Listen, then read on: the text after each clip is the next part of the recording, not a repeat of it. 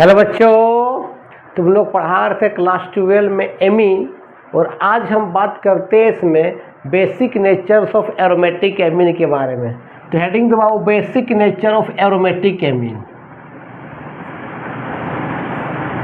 Basic nature of aromatic amine. Basic nature of क्या? Aromatic amine. Aromatic amine मतलब simple aniline. Benzene के ऊपर क्या लगा रहे? NH2 लगा रहे। मान लेते हैं, अभी मान लिए बेंजीन है, बेंजीन के ऊपर क्या लगा दिए? NH2। Double bond, single bond, double bond, single bond, double bond है, क्या लगे बता? NH2। तुमको मालूम है कि N पर क्या है? एक लोन पेयर है। और तुमको मालूम है कंजुगेशन कहाँ कहाँ होता है? Lone pair, single bond, double bond, यहाँ होता है कंजुगेशन। जहाँ कंजुगेशन होगा रेजोनेंस होगा, ठीक है। फिर अगर माइनस रहे, फिर सिंगल बॉन्ड, फिर डबल बॉन्ड, यहाँ भी conjugation. Plus single bond, double bond, यहाँ भी conjugation. Single bond, double bond, single bond, यहाँ भी कंजुगेशन। और जहाँ कंजुगेशन होगा वहाँ पाई इलेक्ट्रॉन मूव करता है। तो देखो, तो यह इसको ऐसे लिखो ना बाबू, सिंपली। यहाँ पर N है, N के साथ 2 H है, ध्यान देना। तुमको मालूम है कि नाइट्रोजन का एटॉमिक नंबर कितना? 7 होता है। तुम क्या लेते हैं? 2 और 5। 5 इसका वाइलेंस इलेक्ट्रॉन है, एक कार्बन से बॉन्डेड है और 2 हाइड्रोजन। फिर भी इसके पास क्या है? 2 इलेक्ट्रॉन। 2 इलेक्ट्रॉन मतलब क्या? एक लोन पेयर। और तुमको मालूम है कि 2 इलेक्ट्रॉन मिलके एक बॉन्ड बनता है। देखो तो एक कार्बन कितना बॉन्ड? देखो तो 1 2 3 4 बॉन्ड है। अगर मान लेते हैं ये 2 इलेक्ट्रॉन मिलकर यहाँ बॉन्ड बन जाएगा, कितना कार्बन का हो जाएगा? 5 बॉन्ड होगा। तो 5 को 4 करने के लिए ये पाई इलेक्ट्रॉन आगे को क्या करेगा? माइग्रेट करेगा। और ये सिंबल को क्या बोलते हैं? रेजोनेंस सिंबल, दोनों तरफ तीर का निशान, ठीक है। अब देखो क्या हो गया, देखो तो यहाँ पर इस तरह से यह माइनस बच्चा। अब यहाँ सिंगल्स क्या बन गया? देखो डबल बॉन्ड, N पर क्या हो गया? प्लस। प्लस क्यों हुआ? क्योंकि N ने इलेक्ट्रॉन दिया, ठीक है। फिर यहाँ डबल बॉन्ड, फिर यहाँ डबल बॉन्ड, फिर ये माइनस यहाँ आएगा, तो फिर पाई इलेक्ट्रॉन आगे क्या करेगा? माइग्रेट करेगा। ध्यान देना, देखो यहाँ पर आपका डबल बॉन्ड N है, N पर प्लस, यहाँ भी H, यहाँ पर भी H, यहाँ डबल बॉन्ड, यहाँ माइनस, फिर ये डबल बॉन्ड है ना। फिर ये माइनस यहाँ पर आएगा, फिर पाई इलेक्ट्रॉन आगे फिर क्या करेगा? माइग्रेट करेगा, शिफ्ट करेगा आगे की ओर। देखो अब बता क्या होगा, ध्यान देना, ध्यान देना। तो ये डबल बॉन्ड, फिर यह डबल बॉन्ड, फिर यह माइनस, फिर इस तरह से N पर आपका प्लस, यहाँ पर आपका 2 H है, इस तरह से, ठीक है। तो रेजोनेंस क्या होता है? ये प्लस R इफेक्ट है। अगर कोई फंक्शनल ग्रुप, ध्यान देना, अगर रिंग को इलेक्ट्रॉन देता है इस तरह से, तो उसको बोलते हैं हम लोग प्लस R इफेक्ट। ये प्लस R इफेक्ट शो कर रहा है, ठीक है। देखो नाइट्रोजन पर क्या गया? पॉजिटिव चार्ज आ गया। जितना ज़्यादा नाइट्रोजन के पास इलेक्ट्रॉन क्लाउडनेस बढ़ेगा उतना उसका बेसिक नेचर बढ़ेगा। तो भाई आपका एरोमेटिक एमीन का बेसिक नेचर थोड़ा कम है। कम क्यों है भाई? क्योंकि यहाँ प्लस R इफेक्ट के कारण नाइट्रोजन पर क्या गया? पॉजिटिव चार्ज डेवलप हो गया, मतलब इलेक्ट्रॉन डेंसिटी घट गया है। तो अब सवाल ऐसा क्वेश्चन दे देगा कि किसका एरोमेटिक ज़्यादा, सॉरी किसका बेसिक नेचर ज़्यादा होगा, इस तरह क्वेश्चन दे देगा। मान लेते हैं, इसको पहले लिखो ना। चलो ऐसा क्वेश्चन दे देगा और पूछेगा बताओ किसका बेसिक नेचर ज़्यादा, किसका कम है। मान लेते हैं कि कोई एनिलीन है, बेंजीन पर NH2 बोलते हैं एनिलीन, ध्यान देना। मान ली एनिलीन है, यहाँ पर लगा देगा इलेक्ट्रॉन डोनेटिंग ग्रुप, इलेक्ट्रॉन देने वाला group, electron pushing group, electron donating group लग जाएगा। बाबू इलेक्ट्रॉन देगा, थोड़ा सा नाइट्रोजन के पास इलेक्ट्रॉन डेंसिटी बढ़ जाएगा, उसका बेसिक नेचर क्या हो? बढ़ जाएगा। डैट मीन्स अगर इलेक्ट्रॉन डोनेटिंग ग्रुप लगा रहेगा एनिलीन पर, बेंजीन पर ऊपर NH2 क्या बोलते हैं? एनिलीन बोलते हैं। इलेक्ट्रॉन डोनेटिंग ग्रुप अगर एनिलीन पर लगा रहेगा बाबू, तो उसका बेसिक इन नेचर इंक्रीज कर जाएगा, मतलब एनिलीन से भी उसका बेसिक नेचर ज़्यादा हो जाएगा। और इलेक्ट्रॉन डोनेटिंग ग्रुप कौन कौन होता है? याद रखना, इलेक्ट्रॉन डोनेटिंग ग्रुप होता है एल्काइल ग्रुप R, इसका फार्मूला क्या होता है CnH2n+1। अच्छा मिथॉक्सी ग्रुप OCH3 ग्रुप।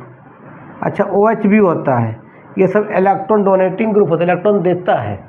ठीक है, अगर मान ले कोई एनिलीन पर ध्यान देना इस तरह से, मान ले यहाँ NH2 है और यहाँ लग गया इलेक्ट्रॉन विड्रॉइंग ग्रुप, इलेक्ट्रॉन खींचने वाला ग्रुप, इलेक्ट्रॉन रिंग से खींचेगा, इलेक्ट्रॉन खींचेगा तो नाइट्रोजन के पास इलेक्ट्रॉन क्लाउडनेस घट जाएगा, मतलब बेसिक नेचर और कम हो जाएगा। डैट मीन्स बेटा इलेक्ट्रॉन विड्रॉइंग ग्रुप लगने से, इलेक्ट्रॉन विड्रॉइंग ग्रुप लगने से एनिलीन का जो होगा बेसिक नेचर घट जाएगा।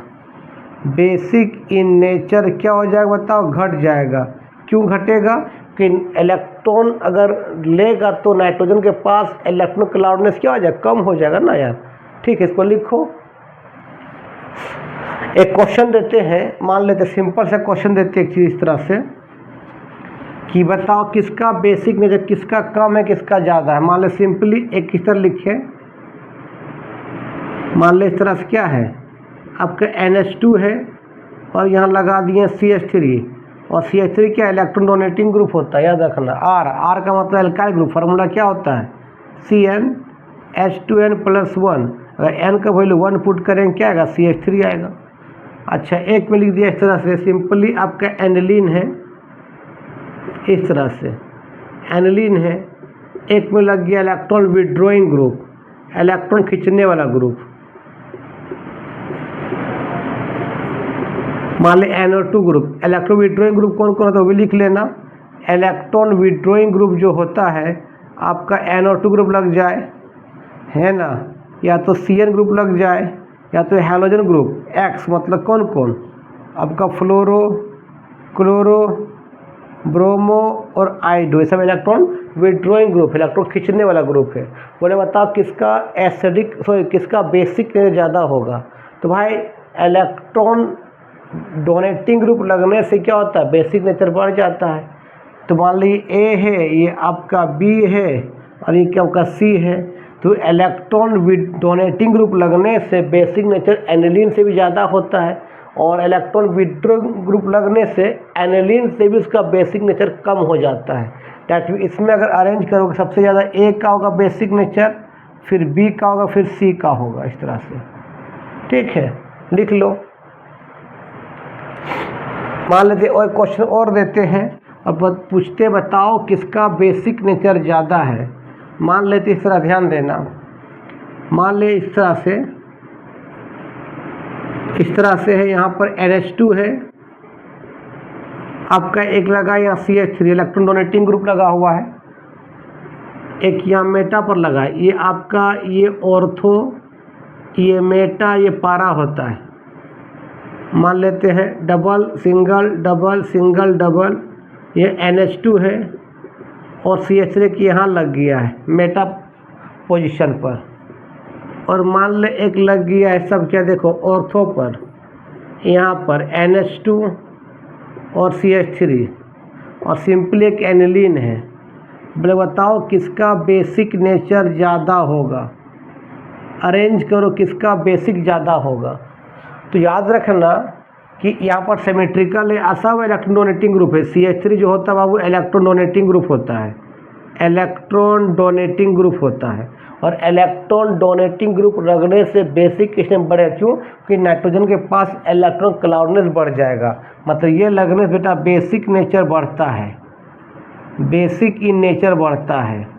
तो सवाल है सब में लगा हुआ है तो कौन ज़्यादा होगा। तो याद रखना, देखो ये सिमेट्रिकल है, ये बहुत अच्छा से इलेक्ट्रॉन देता है, ये सिमेट्रिकल है।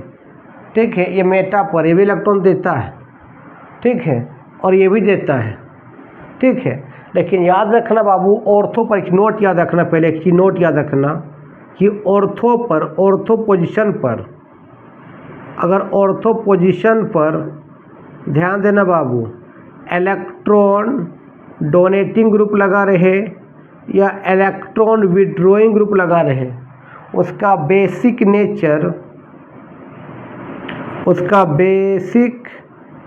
नेचर एनिलीन से भी कम होता है, एनिलीन का ज़्यादा हो जाएगा उसका कम हो जाएगा। क्यों? वहाँ पर एक इफेक्ट शो कर, उसको बोलते हैं ऑर्थो इफेक्ट।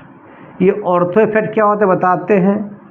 ऑर्थो इफेक्ट का मतलब बाबू कि ये दोनों ग्रुप बहुत सामने सामने आ जाएगा, तो इतना ज़्यादा रिपल्सन करता है ना कि NH2 जो है ना यहाँ से इस कार्बन से हट जाता है यहाँ से, उसी बोलते हैं ऑर्थो इफेक्ट।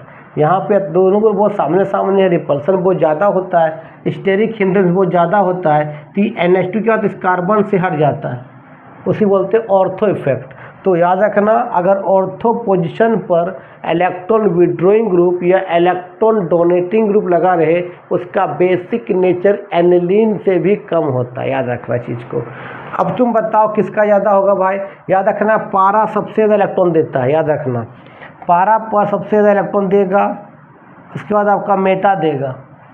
याद रखना, क्योंकि यहाँ तो ऑर्थो का सबसे कम हो गया, तो यहाँ पर यार पारा तेरा क्या सिमेट्रिकल भी कुछ ज़्यादा अच्छा से इलेक्ट्रॉन देगा।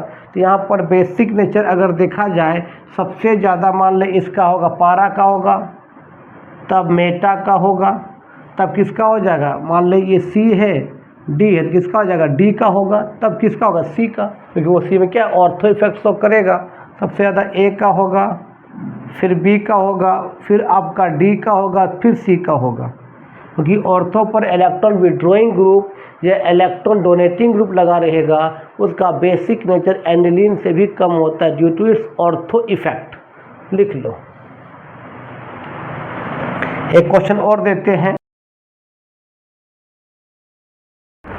अब बात करते हैं, अगर इस तरह क्वेश्चन रहेगा तो बताओ किसका बेसिक ज़्यादा होगा। ठीक, मान लो इस तरह, ध्यान देना, मान लेते इस तरह से, ये आपका इस तरह से एनिलीन है, NH2 है, और यह लगा हुआ है NO2। NO2 क्या होता है, इलेक्ट्रॉन विड्रॉइंग ग्रुप लगा होता है, और इलेक्ट्रॉन विड्रॉइंग ग्रुप मतलब इलेक्ट्रॉन खींचने वाला ग्रुप लगने से और बेसिक नेचर और कम हो जाएगा। ठीक है, क्योंकि नाइट्रोजन के पास इलेक्ट्रॉन क्लाउडनेस घट जाएगा। ठीक है, NO2 लगा है कहाँ पर, पारा पर, एक लगा दिए कहाँ पर बाबू,